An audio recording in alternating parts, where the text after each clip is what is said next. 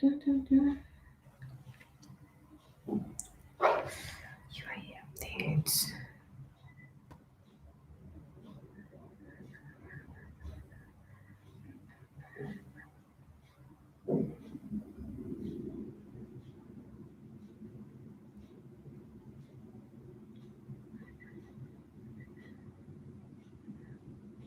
Screenshot title Ania. COVID rules.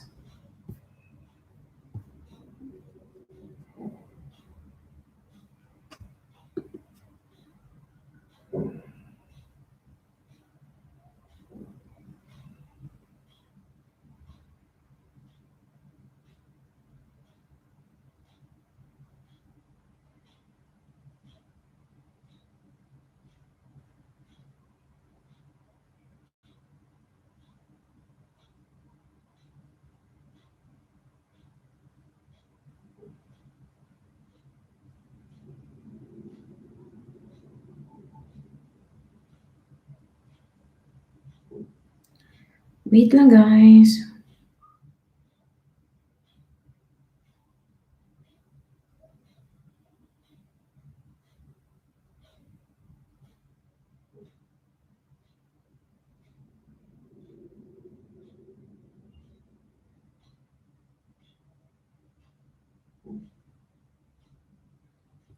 Oh my god, I cannot see this one.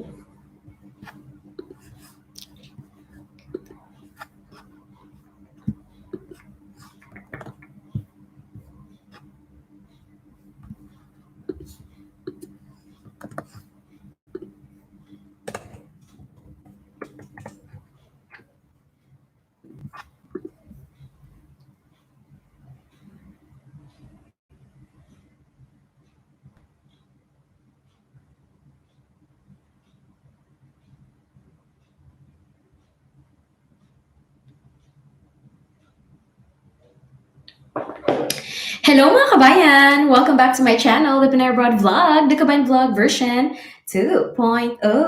Perfect! And I'm your Inday vlogger ng Davao City na nandito pa rin po sa UAE. Perfect! Guys, if you're new to my channel, my name is Lerma and I am an OFW here in the UAE. I make videos about the life here in the UAE, how get acquainted with the UAE life, especially for my kabayans who are planning to go here in the UAE. And if you're interested with this topics, please do click subscribe and the notification bell para updated kayo sa aking mga vlogs. And every Friday, I try to make it regularly na live sessions kagaya nito 8 p.m. or 8:30 Philippine time every Friday sa Pilipinas. And you can ask me questions there later. But for now, may Q&A ako na nakita about updates, travel restrictions ngayon sa UAE, and all you need to know. By the way, guys, this is just general information. If you want to know more about the news, about COVID, about traveling restrictions ngayon sa UAE, you have to contact your airlines because they will provide you those information, and you can also read about UAE in their website. I think UAE.gov, something like that. You search on the Google, lalabas na yan siya. And for this video, before we go to the Q&A, you can ask me in the live chat. I will answer that to the best of my ability. Depende lang din sa alam ko, guys. And for today, before tayo mag-start, I want to share this to you, yung what do you call that? Q&A about the updates here in the UAE ngayon. Kasi it's very informative. Nakuha ko siya dito sa, it's one of the newspaper outlet dito sa UAE. Yun yung source ko, the national. Kasi ito siya, medyo updated siya. And yung mga current update about rules and regulation as of the moment when you enter the UAE, especially in Dubai and Abu Dhabi. So, may mga facts Q&A sila dito. what do you call that? Frequently asked questions. So ito yung mga na-research ko. Sorry. When you are traveling to Abu Dhabi from Dubai kayo, may mga bagong restriction na siya in terms of testing. Before, pwede ka lang DPI test, yung, alam mo, yung rapid test na may blood. Kukunin ka lang ng blood. DPI test papunta dito sa Abu Dhabi. Kasi ang Abu Dhabi medyo strict siya, more strict siya compared sa Dubai. So pagpapasok ka dito sa Abu Dhabi sa ngayon, pwede pa rin siyang PCR test na valid within 48 hours, I think. Something like that. Wait lang, ha? Valid siya, it should be valid within 48 hours yung PCR test mo, pwede kang pumasok dito sa Abu Dhabi. Pwede din siyang DPI, yung rapid test, yung blood sample yung kukunin sa inyo. Pero yung in-specify nila sa ngayon is that hindi ka pwedeng pumasok ng consecutive na DPI. Dapat like for example, this time nag-DPI test ka, and then next pasok mo na naman, next entry mo dito sa Abu Dhabi, PCR na naman. Hindi siya dapat pwedeng consecutive na DPI siya.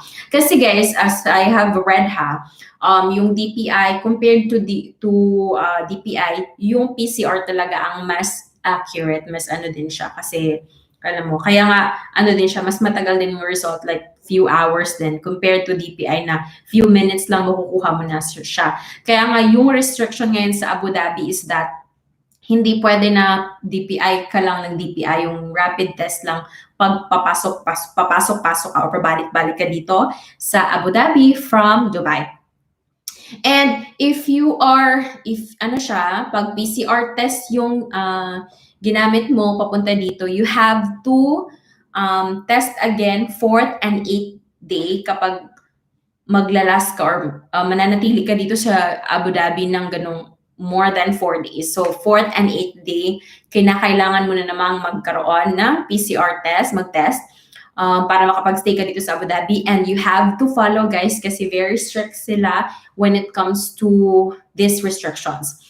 Now, if you entered here in Abu Dhabi from Dubai ka na DPI test or your rapid test, you have to make a PCR test again on the 3rd and 7th day. Now, these restrictions, guys, or rules, nag-change talaga siya. So, you have to make sure na updated kayo sa mga news about this kasi nga hindi siya standard na pina-follow niya in certain month. Actually, inano lang siya, before iba yung rules, and then nag-ano na naman sila nitong rule na to last February 1st. So, that's it. Ano pa ba yung mga bago ngayon, mga updates ngayon? May frequently asked question yung dito, the national. So, i-go through lang natin, although hindi lahat, kasi medyo mahaba-haba siya. What is different this week in the UAE? This week sa Dubai is yung mga hotel and restaurant is nag-suspend sila ng brunches. Yung brunches like eat all you can or drink all you can brunches or weekend brunches, na mga ganun. Kasi nga daw, alam mo yun, maraming tao ang pupunta or nag-aano siya ng massive gathering, which is they are not encouraging it. So, nag-suspend sila ng mga brunches sa mga hotels and mga restaurants. So, bawal ang mga brunches. We will go through may bago din silang rule about yung testing na pag tourist kayo or traveler kayo from other countries. Now, another question here is how many people can sit at a single table in a restaurant? Sa Abu Dhabi, guys, iba-iba kasi yung rules nila sa Abu Dhabi. Only 4 people can sit at a single table at the restaurant. The only exception is for children who can sit at the same table as their family. So, dito sa Abu Dhabi, excuse me. And in Dubai, 7 people can sit together at a restaurant. this is reduced from last week. Before, as far as I know, pwede kayo mag-seat dito sa Abu Dhabi, more than 7 people before. And sa Dubai, I think more than 10 people. But now, niregulate na nila sa Abu Dhabi, 4 people lang to sit in a table in a restaurant. And then sa Dubai is 7 people lang from 10 people. Ganun yung mga nila. Rules nila sa ngayon. What are the rules at the beach club or swimming pool? In Dubai and Abu Dhabi, guys, yung mga hotels, nag-open na sila. So, pwede na kayo mag-check-in talaga if you want for hotel accommodations, ganon. But, yung mga tas capacity ng mga hotel ngayon, 70% lang siya as far as I know. So, if you are traveling, going here in the UAE, kailangan magplano kayo kasi konti lang yung mga ina-accommodate ng mga hotel sa ngayon. So if you want mag-book ng hotel dito, kailangan i-plan nyo yung days or yung travel nyo kasi nga bago ang restriction nila, hindi na sila pwedeng mag-full capacity. Then sa pool din, as what I have shared before, yung nag-pool kami, kinakailangan mo mag-mask and nagpa-follow pa rin po ng social distancing kahit nasa pool kayo or nasa pool kayo. Ganun siya. Are entertainment venues like amusement parks open? What are the rules? Water parks and other amusement parks have already opened. So, yung tourism talaga dito sa UAE, guys, especially in Dubai, kasi ang Dubai, guys, in the UAE, although mas kilala nyo ang Dubai, Abu Dhabi po ang capital ng UAE, but Dubai is the tourism hub. It's one of the most visited city in the world. Isa siya sa mga pinakakilala in terms of tourism, mga activities na pwede nyong gawin. Dubai is very alive.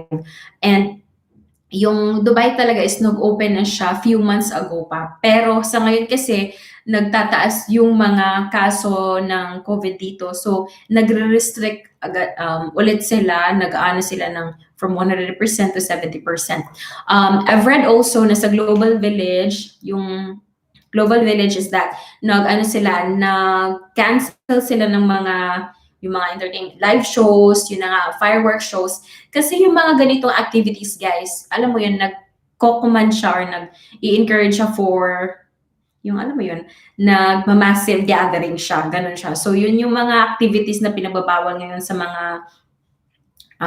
mga parks and other tourism destination dito sa UAE. Ano pa ba?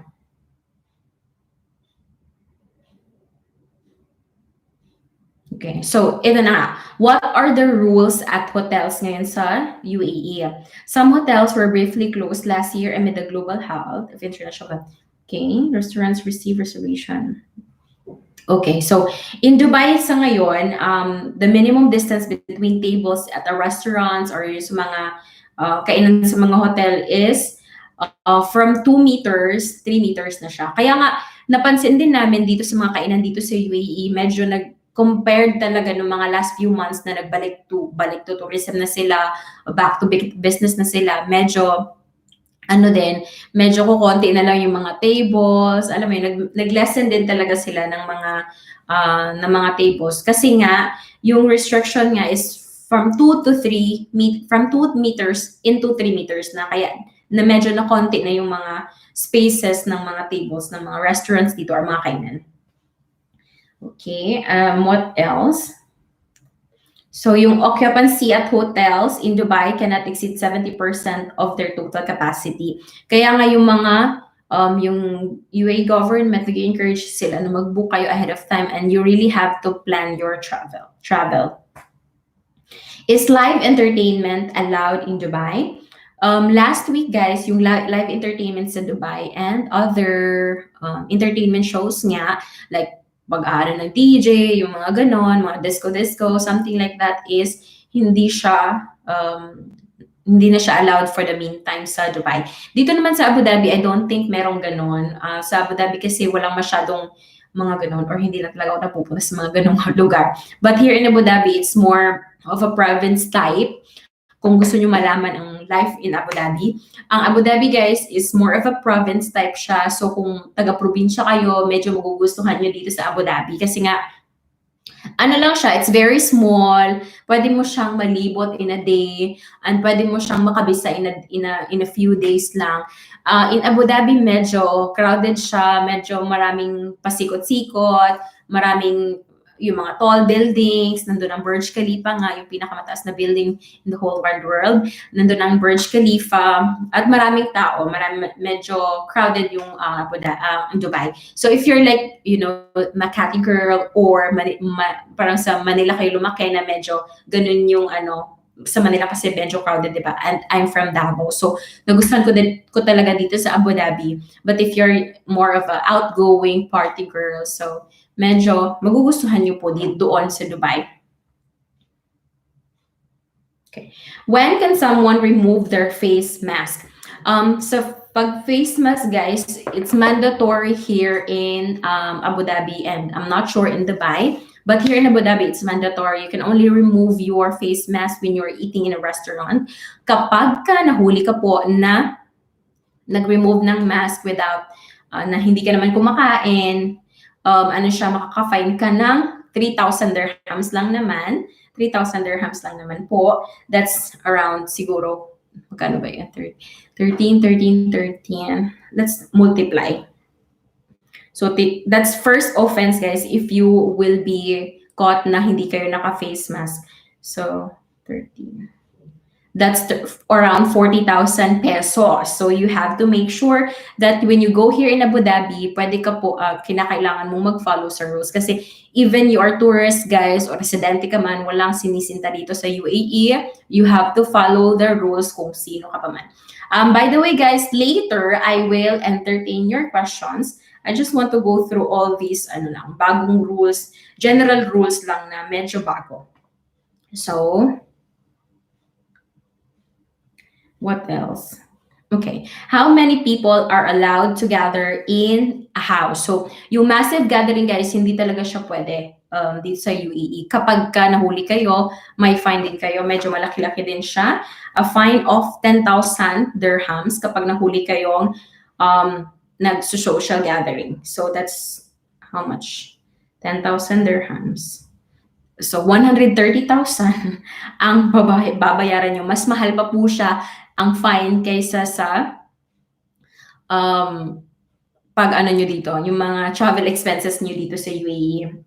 So how many people are allowed to gather in a house in UAE? Sa Abu Dhabi, up to 10 people are only allowed to gather, but they must adhere to specific health and safety measures.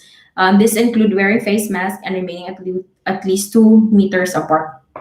So, for example, may mga wedding or birthday celebrations ng family, hindi dapat siya lalagpas into 10 people dito sa Abu Dhabi. So, 10 people or less lang dapat siya. In Dubai,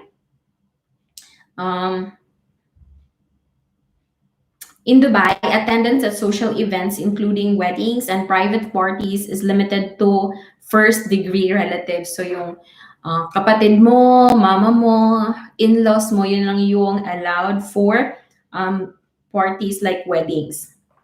And not more than 10 people then ang makakapag-attend. So, yung fine niya is 10,000 dirhams, guys, kapag nahuli kayo social gatherings more than 10 people. Yung sa host ng party, 10,000 dirhams, which is limpak-limpak na 130,000 pesos. Dun sa naman nung nag-attend is 5,000 dirhams, which is kalahati ng 170,000 pesos, di ba? 130,000 pesos. So, 5,000 yung participants. So, wag na lang, di ba? Ganun siya.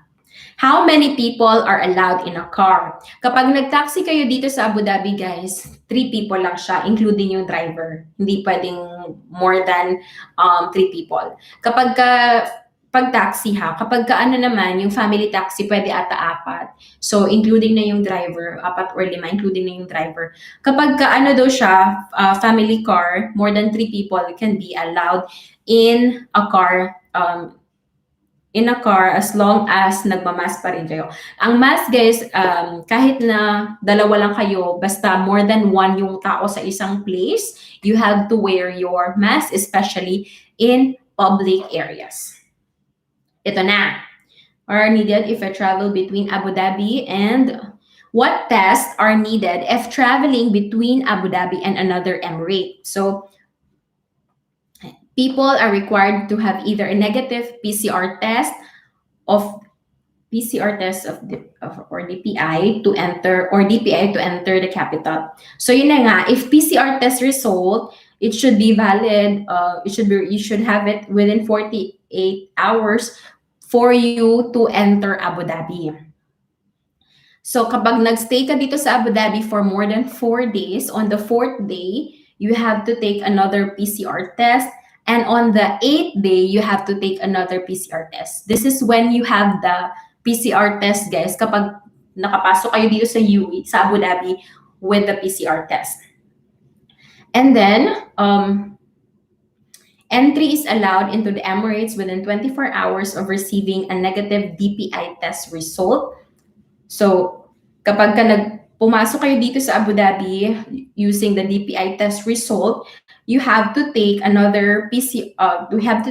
PCR test on the 3rd day for example guys, kapag pumasok kayo dito sa Abu Dhabi, uwi na dapat kayo on the 2nd day para hindi kayo makapag-PCR test. Yun yung parang technique nyo na lang.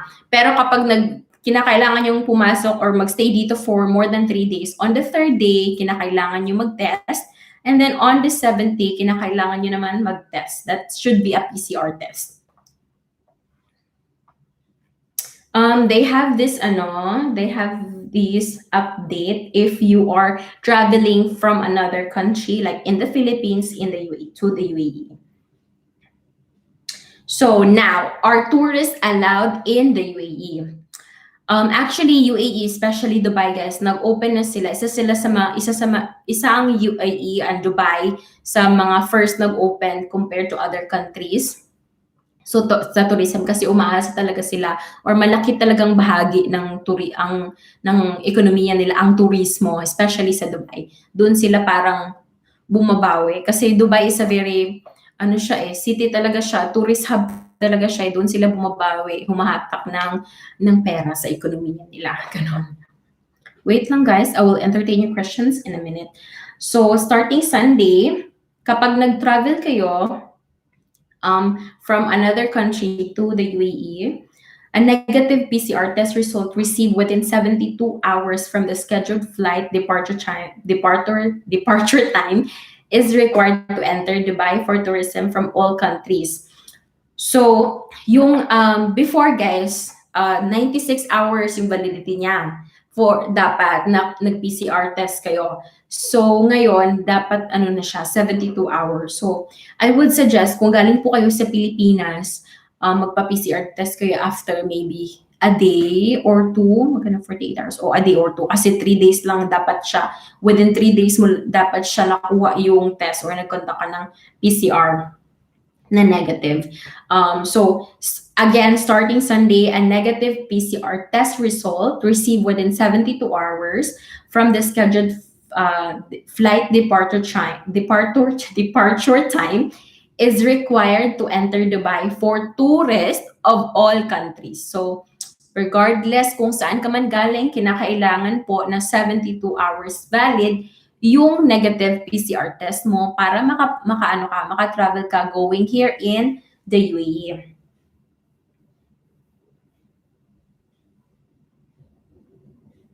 Okay, so here in Abu Dhabi right now, open na kasi yung Abu Dhabi on certain travels. Before, I think Abu Dhabi, if I'm not mistaken, nag-open sila December. Before, close sila talaga sa mga travels. And now, Abu Dhabi, pwede ka nang pumasok dito from other country to Abu Dhabi. But you have to present, yun na nga, a 72-hour negative result. And you should undergo a second PCR test on landing in Abu Dhabi. Yung may ano sila, may tinatawag silang green countries which I discussed in my last live, I think. Yung mga green countries, guys, hindi na siya kinakailangan ng, what do you call that? Ng quarantine for 14 days. Yung green countries, as long as na-receive na nila yung negative PCR test on their arrival, pwede na silang hindi mag-home quarantine. Which, yung green countries, guys, updated siya every week or every day kung sino may mga Saudi Arabia, I think, is included. Singapore, Thailand, not sure.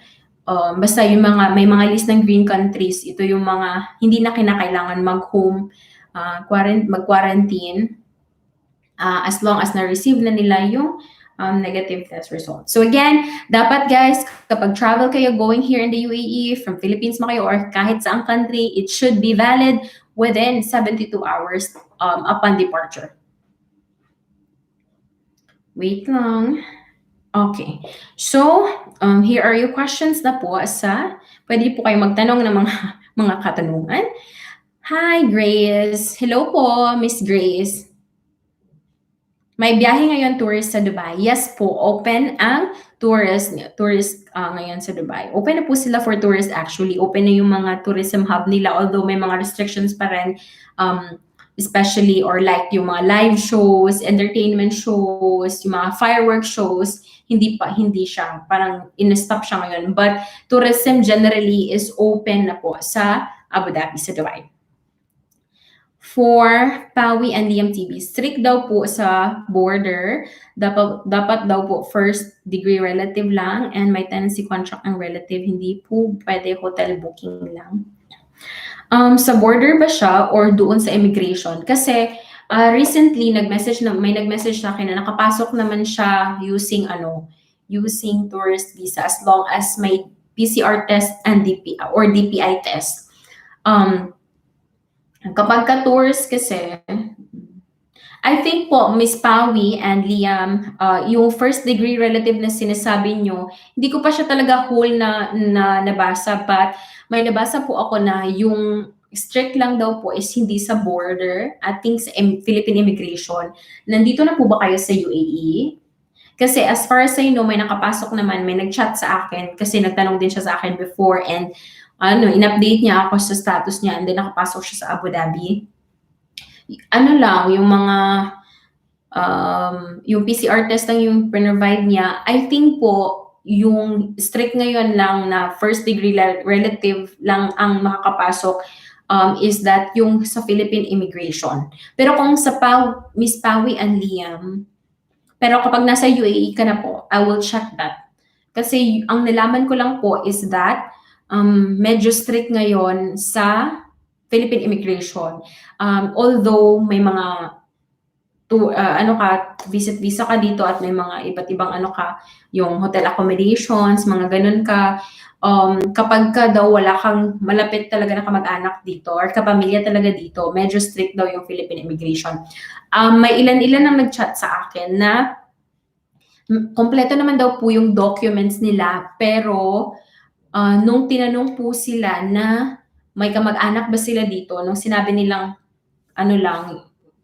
I think friend yung isa may pinsan siya, second cousin, ganun po, is na po daw, dininay na po daw siya ng Philippine immigration. So, I think sa Philippine immigration po yung medyo strict sa ngayon. Hi, Miss Pawi pa din. Miss Pawi, kasama ko pinsan ko, visit sa mama niya. Baka kasi may papasukin, pero ako hindi, since hindi ako first degree relative. Magkaiba po ba ang Abu Dhabi issued visa sa Dubai issued visa? If yes, ang po ba nag-issue na talaga ng visa? Okay. Tintin. Miss Pawi and TV, Miss Pawi and Liam, yung actually po sa parang visa, may talaga yan siya. May, although UAE lang siya, pero nakikita yan siya ng mga nasa border, ano bang tawag sa kanila, mga nasa border, kung issued ka ng Dubai visa or Abu Dhabi visa, parang ganun po siya. Pero UAE visa, same lang naman po yan siya. Kasama ko kasi pinsan ko. Actually, kapag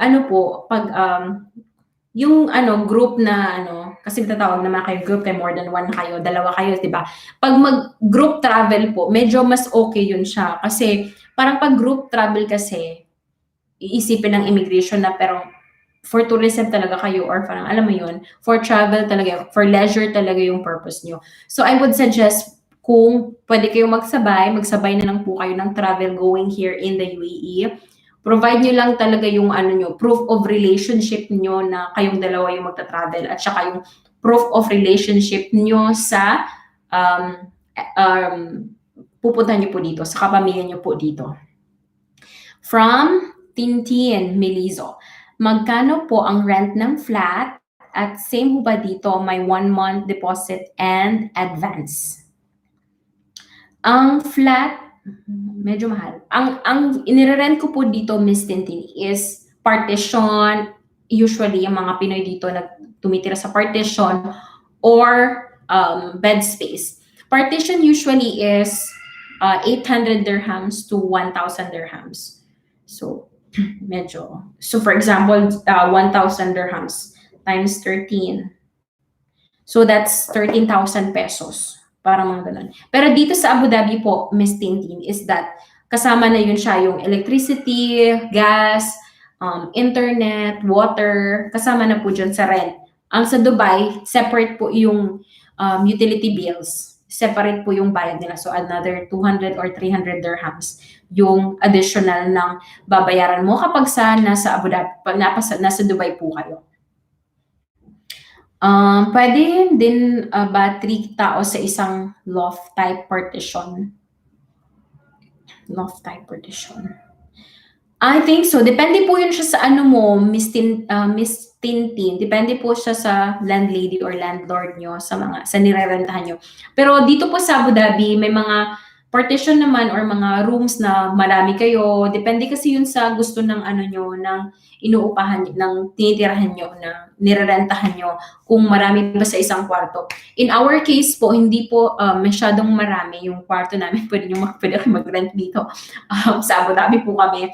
Hindi po marami. Like for example, in our case, sa isang kwarto, 3 tao lang. So, isang bed, isang partition. And hindi na namin pinapartition yun kasi, alam mo, magkakakilala naman at puro babae. So, dito sa amin is that 3 katao lang ang room, ang each room. And may mga partition po dito na ginagawa kasing business ng mga ibang Pinoy. I'm not against it naman. Depende kasi yun sa kanila. May ginagawang business, so may iba na parang medyo, medyo, alam mo yun, hindi siya maluwang. Walang space kasi gamit nyo pa, ganun siya. So, depende po yan. Kito Christine, what about working visa, Miss Lerm? Okay. Miss Christine, Kito Christine, hello po, shout out. Isa po siya sa mga valid talaga ng ating live every Friday. Yung working visa po ngayon, Miss Christine, pwede naman po siya, pero usually sa ngayon po, wala pa akong nabasang update kasi sa ngayon, yung entry permit sa UAE is ini-issue pa lang siya sa government and semi-government. Hindi pa siya ini-issue for private companies. So usually ang ginagawa ng mga gusto magpunta dito is that they will go here for visit visa and dito na sila mag-apply. Kasi kung nandito ka na po and i-convert siya to working visa and you will get residency,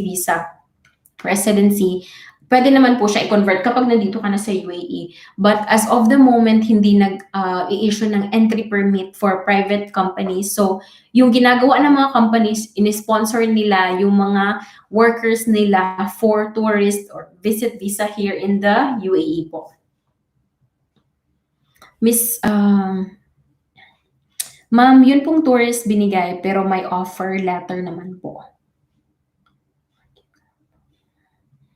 Ma'am, yun pong tourist visa. Okay, si Mr. Melvin pala. Nag-ano po siya dito eh. Nag-message po siya.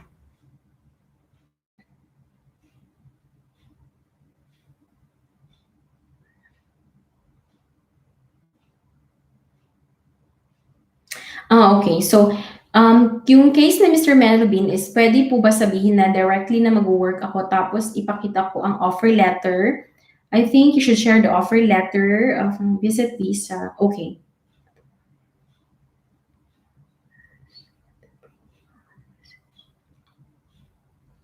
Okay, Mr. Melvin. Ito po yung tinanong ko po siya sa parang tourist agency, gano'n. Actually, pwede yung sinuggest mo na ano na lang, magkuha ka na lang ng letter, an additional letter dun sa employer mo na i-issuehan ka nila ng tourist visa. And I would suggest din na pumunta ka po sa yung ano, yeah, yung what do you call that? Website ng UAE for visit visa and i-ano mo po doon na hindi pa i-ano mo lang siya, i-print screen mo lang or i-print mo lang yung ano na hindi pa nag-i-issue ng working permit. And get mo na lang, kunin mo na lang din yung letter ng company nyo na alam mo yun, stating that they will issue you working permit or residency permit pag nakapasok ka na po dito sa UAE. Pwede po yun siya.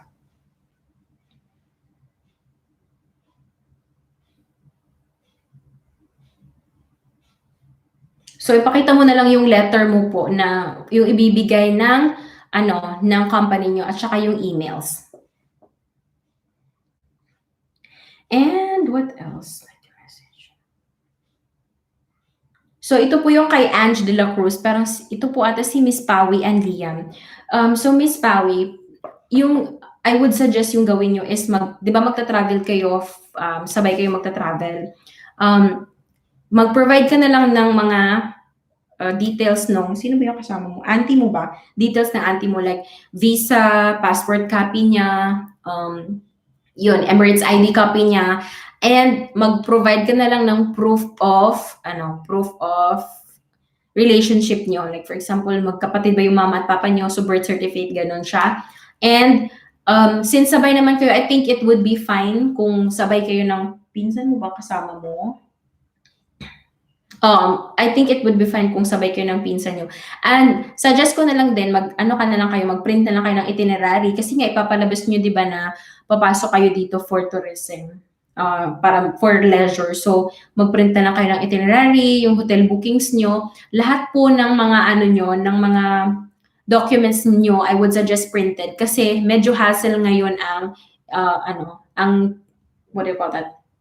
Ang soft copy. So, print nyo na lang po lahat, accommodation, yung hotel bookings nyo, proof of relationship nyo sa auntie nyo, ganun siya.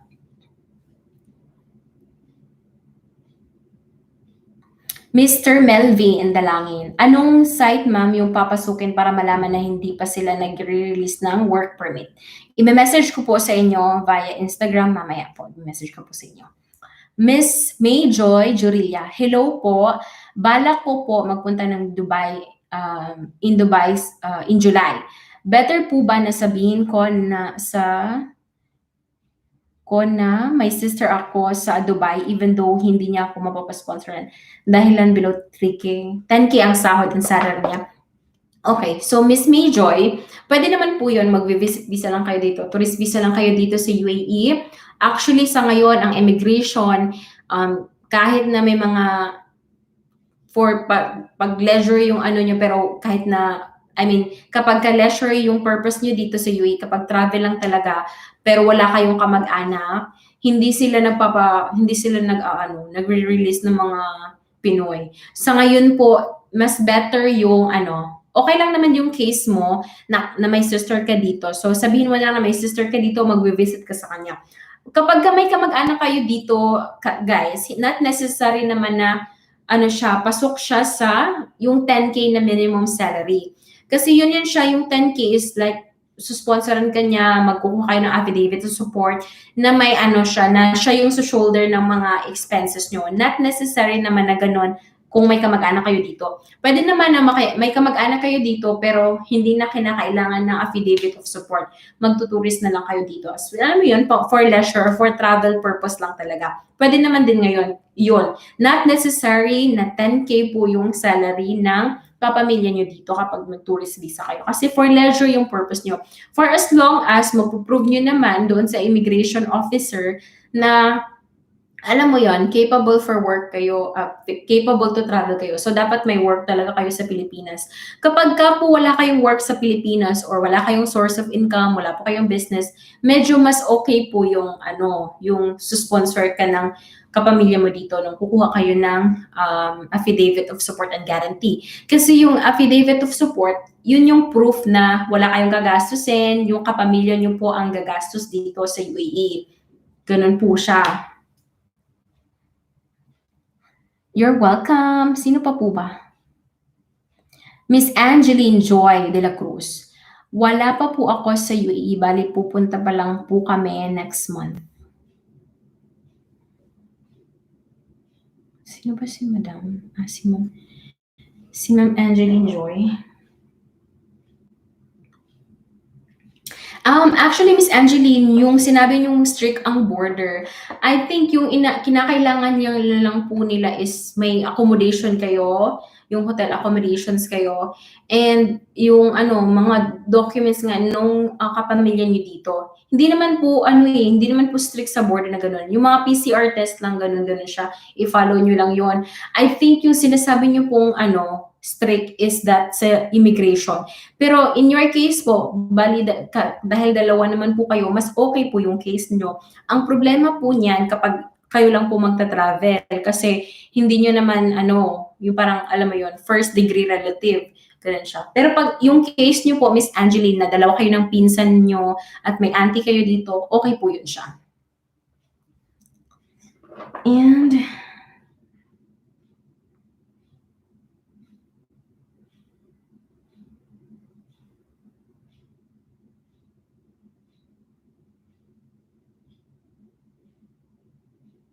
okay, so from Luis po, sabi niya dito is, pag direct po, anong ipapakitang mga papel at kailangan po bang may show money? Okay. Okay. Sa ngayon guys, actually normally, before pandemic talaga, pwede kayo mag-direct flight, mag-tourist kayo dito or may kamag-anak man kayo o wala. Pwede talaga siya before. But as of the meantime po, kahit na may alam mo yun, capable kayo for dito, for travel, medyo strict po ang immigration sa ngayon. So kapag nag-direct flight po kayo dito ngayon sa UAE, kinakailangan nyo pong may malapit na kamag-anak dito sa UAE kasi medyo strict daw po si immigration officer sa ngayon. And about sa show money, actually naman hindi siya, ang show money dito papunta sa UAE, it's not very common. It's not something na similar sa mga, alam mo yun, mga, Western countries or European countries na may show money talaga. Kasi po, in fairness naman, pag nagta-travel kayo dito sa UAE, it's not naman, something na medyo mahal talaga siya compared to nagta-travel kayo sa mga Europe, na ganon. So, sa UAE, makakapag-travel ka na po ng may pera kang 50,000 to 70,000 pesos. Ganun siya. So, mga Europe countries, medyo kailangan mo ng 500,000, 200,000 pesos. Ganun siya. So, yung show money, it's not very common, Luis, dito sa UAE. So, kapag magta-travel ka lang dito sa UAE, dapat may may kamag-anak ka talaga. Kasi ang daming nag-message sa akin, nagme-message sa akin na hindi sila pinapasok or hindi sila pinalusot sa immigration. Kasi nung tinanong na kung may kamag-anak ba sila dito sa UAE, sinabi nilang wala, kapag friend lang or gano'n, hindi po sila pinalusot ng immigration. So, mas better po kapag nag-travel kayo dito sa UAE is that may kamag-anak po talaga kayo. From Tintin Melezo, need po ba ng show money kung may visit visa ka? Okay. Kung visit visa ka pa dito for leisure, hindi naman common po ang show money dito sa UAE, as I've mentioned earlier. Sorry, hindi ko pala naano si Miss Tintin. So, hindi po common ang show money dito. As long as capable ka naman to travel dito, kapag guys, kapag may work po kayo, kailangan nyo pong kumuha yung mga leave certification, inaalaw kayo ng company nyo na leave kayo for a month or two, and babalik kayo dito sa UAE, kukuha po kayo dapat ng ganon. At kung in case naman may business po kayo, mag-print po kayo ng business permit nyo, yung money nyo sa account, bank statement, ganon, na may pera kayong ganito, ito yung income nyo, ganon po siya. Shout out to Mr. Marky Villapa. Perfect. Wala po siyang tanong. Nagsabi lang siyang perfect. Perfect. Questions, guys. What else? Okay. So may tanong po si Madam Luzenda. Okay. Yung ICA po, ma'am, kailangan ko po bang mag-register? Wala pong identity card, ma'am. Yung ICA po, siya, for resident lang po siya dito. Ano ba meaning yun? Hindi ko nalimutan ko ang meaning ng ICA. But for ICA po, hindi po siya required for tourists. Yung ICA is for expat residents lang po na pabalik dito sa UAE. Sa Dubai, ang tinatawag nila is General Directorate, GDRFA, something like that. Hindi mo na po kailangan kumuha ng gano'n, ng ICA at yung sa Dubai na sa General Directorate. Hindi na po kinakailangan kasi hindi ka naman po kapag tourist ka lang dito, hindi na po kinakailangan or pag visit ka lang dito. Yun lang yun, applicable lang po yun siya sa mga expat residents na pabalik po dito sa UAE. Sabi ni Ms. Tintin, ano po ang mga madalas na question ng immigration officer pagpasok ng UAE? Okay. Actually, sa immigration, sa Pilipinas, medyo maraming tanong kasi aanohin nila, paano purpose mo doon, saan ka pupunta. So, kaya nga kailangan mo mag-prepare ng itinerary, kinakailangan mong i-familiarize po yung mga tourist hub or tourist destination dito sa UAE. Mag-print ka ng mga pictures, ng mga names nila, kung saan ka pupunta. Alam mo yun, mga bulleted forms lang kung saan ka pupunta. And then, kapag pumasok ka na dito sa UAE, dito sa immigration na ng UAE, medyo wala pong tanong talaga. Papakita mo lang yung mga documents mo, yung PCR test mo, result mo, magte-test ka lang, ganun lang siya. Hindi siya masyadong strict kapag dito na sa immigration or nandito ka na sa UAE. Ang medyo ipiprepare mo lang talaga po is yung kapag papasok ka or sa Philippine immigration lang talaga medyo strict. Kasi they have to make sure na hindi ka victim for human trafficking or alam mo yun, illegal recruitment, ganun siya. So, Ms. Tintin, I have a video po kung ano yung mga common questions sa Philippine immigration. Kindly check that one. May video na po ako dun. Mga detailed po siya na video. So, again po, for Ms. Lucenda, hindi po kinakailangan ng ICA kapag ka-tourist po kayo dito sa UAE.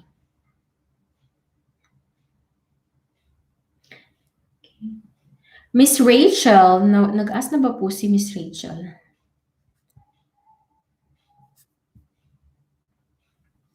Miss Rachel, sabi niya po, may pinsan po ako, uuwi po siya sa July, isasabay daw po niya ako. May pag-asa po kayang hindi ako ma-offload. Ang problema ko lang po, kailangan daw ng 10k dirhams ang sweldo ng pinsan ko bago ako makapunta doon. Hindi naman po ganun kalaki sahod ng pinsan ko. Paano po kaya? Okay. So yun na nga, kapag ka po may kapamilya kayo dito sa UAE, hindi po kinakailangan na 10k yung sahod niya para, alam mo yon, para makapasok po kayo dito sa UAE. Pwede po kayong mag-tourist, like, alam mo yon, travel lang po kayo dito. You can mention na may pinsan kayo dito at sa accommodation kayo niya matutulog, pwede yun siya. Kasi nga, ako nga, yung pumasok ako dito sa UAE, although cross-country ako, wala akong hotel accommodation. Pero, I declared na may kasi yan sila, di ba? May form silang ipa-fill up sa'yo kung may kamag-anak ka ba dito or may kakilala ka ba dito sa UAE. Wala po akong hotel accommodation na binook. But you can inform na may pinsan ka po dito at ang pinsan mo yung stayhan mo dito. But make sure lang na you have to provide yung proof of relationship nyo. Yung mga birth certificate ng nanay nyo at mga birth certificate nyo po. Ganun po siya. Yung ano po, yung 10K dirhams na salary, again, hindi po siya required na kapag pumasok kayo dito. Kasi pwede naman kayo mag-tourist dito. Yung tourist is that not necessary naman na may affidavit of support kayo. Um, ano lang, dapat lang ano kayo, maka-provide kayo na may work kayo, may source of income kayo sa Pilipinas, bakit kayo nagta-travel dito sa UAE. So, ganun po siya. I think that's it, guys. And see you next time in my vlog. Make sure po na follow nyo ako in my Instagram account, Pinay Abroad Vlogs. If you have any other questions, you can message me there. I would suggest, guys, na message nyo ako sa Instagram kasi minsan sa YouTube, hindi ko na-follow yung mga messages. Natatabunan yung mga old messages compared to Instagram na may mga DMs talaga individually, and nababasa ko yung ano talaga yung mga case nyo, so I can share my knowledge na lang din sa mga kaso nyo and how I can help. So follow me in my Instagram, Pinay Abroad Vlogs, and please subscribe to my channel. See you next week, guys, in this channel pa rin. 4 p.m. sa UAE, 8 p.m. sa Pilipinas. Bye! Hasta la vista, guys.